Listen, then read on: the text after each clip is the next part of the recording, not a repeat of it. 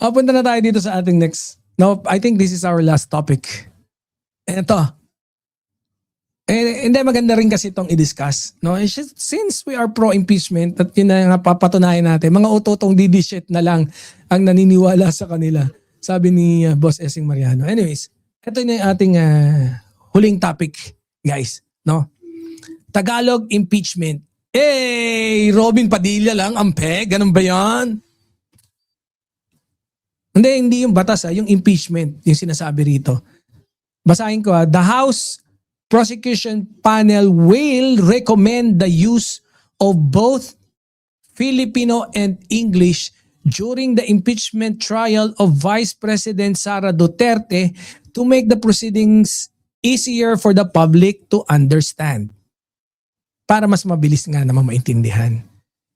Lead Prosecutor Jervil Luistro also said prosecutors are considering a rule requiring both sides to disclose witnesses at least 3 days before they testify before the impeachment court. Yun naman pala yun. Magtagalog tayo. Hindi pa kayo magbisayaan dyan, mag-Ilocanuhan. Hindi, joke lang. No, eto tingnan natin kung ano ba yung punto rito. No, ng prosecution at saka kung magkakaintindihan pa sila na dapat nga talagang Tagalog, or if they're gonna be agreeing yung both sides will be agreeing na pwede nga gumamit ng Tagalog. So guys, no, yung Tagalog at English sa impeachment, bakit posibleng mas maintindihan ng publiko yung proseso? Yung mga i-discuss natin hindi lang kasi para sa mga abogado House wants the public to understand the trial. 'Di ba? Kasi ngayon lang meron tayong i-impeach na Vice President. And then ngayon, yung social media, 'di ba? Medyo talamak yung fake news. So kung mas madaling maintindihan, hindi na natin kailangan manood ng mga vlogger na katulad ko na mga piling matatalino. Direkta na natin panoorin. Tayo mismo yung makakaintindi kasi Tagalog naman, di ba? So, I believe mas maganda yung ganun. Kaya, yung an impeachment trial is not only a battle among lawyers. Di ba? Yan yung dapat nating isipin It's not only a battle among senators, pati yung prosecutor. No? Isa tong national issue being watched by the public. Di ba? That's why if both Filipino and English are used during the proceedings, maganda yan. Mas lumalawak yung pagkakataon for ordinary citizens to understand ano yung totoong nangyayari inside the impeachment court. Diba? Kaya huwag niyo masyadong kinikriticize kagad. Kaya, ito kasi, sabi nga dun sa House Prosecution Panel, they want both Filipino and English to be used during the impeachment trial ni Sara Duterte. So, para maintindihan ng publiko. Mas madali. Alam ko marami naman nakakaintindi sa atin ng English pero this one para yung publiko mas madaling maintindihan, 'di ba? Pero tingnan niyo not every Filipino is a lawyer. Hindi rin lahat ay familiar with the legal English commonly used in the court proceedings. Ang dami kasi mga terminologies diyan. 'Di ba? Yung falsus in uno, hindi pala English 'yun. Pero usually yun yung mga kung Tagalog, 'di ba? Paano paano tatagalogin 'yon? Falsis in uno. Di ba hindi ba naman si si Attorney Jesus Falsis? Hindi ba mas makakabuti, no? If the people themselves can understand every important detail, may French pa, oui. Kaya alam niyo mga birador yung another major advantage syempre is transparency. 'Di ba? When the public understand the process better, mas kaunti yung pagkakataon for misinterpretation tsaka yung misinformation kasi naiintindihan natin Latin sige. Latin, okay, Latin. Sabi ni boss no left, no right, just centrism. So mas madaling maintindihan ng publiko. 'Di ba? This is where the proposal becomes interesting kasi this does not reduce the seriousness of the impeachment trial. Diba? Instead, it brings the process closer to the people who have the greatest stake in the outcome. Tayo yung rito Di ba? Tayo yung at stake.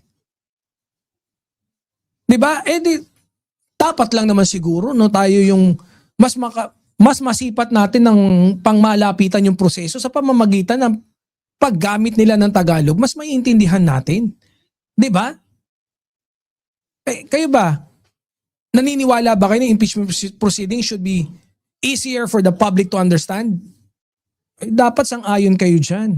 Dapat maintindihan natin 'yan. Alam nga namang si Banat Boy hindi abogado, nag-i-interpret ng mga katawan naman 'yun. O kaya aasa tayo lagi kay Justice Carpio. Aasa tayo kay Attorney Jesus Falsis. Pero pag Tagalog, meron na mga words no not as heavy as yung complicated na pero maintindihan na kagad natin. 'Di ba? Isa pang benefit na importante diyan. When both Filipino and English are used, nababawasan yung pakiramdam that the discussion is only for experts. 'Di ba? Para sa atin 'to eh. Yan magiging discussion na yan eh. Makikita natin, malalaman natin, 'di ba, Boss Joker Tena? Oh. 'Yun yung maganda ron eh. Ito, sabi din sa report, they are considering requiring the disclosure of witness several days before the testimony. So, kailangan ganun. Kapag mas malinaw ang proseso, it becomes easier, 'di ba? For the public to follow every stage of the trial. Bawat yugto. The impeachment trial is not only for the Senate, not only for the prosecution, and hindi rin para dun lang sa defense. It's also for the Filipino people who want to know the truth. Para sa mga kagaya natin na ang hanap lang naman natin ay katotohanan. 'Di ba? Yun yung ron eh. Dapat talaga Tagalog para maunawaan ng mga gunggong na din. Pabor pa pala sa DD-shit, no? Hindi talaga naman eh.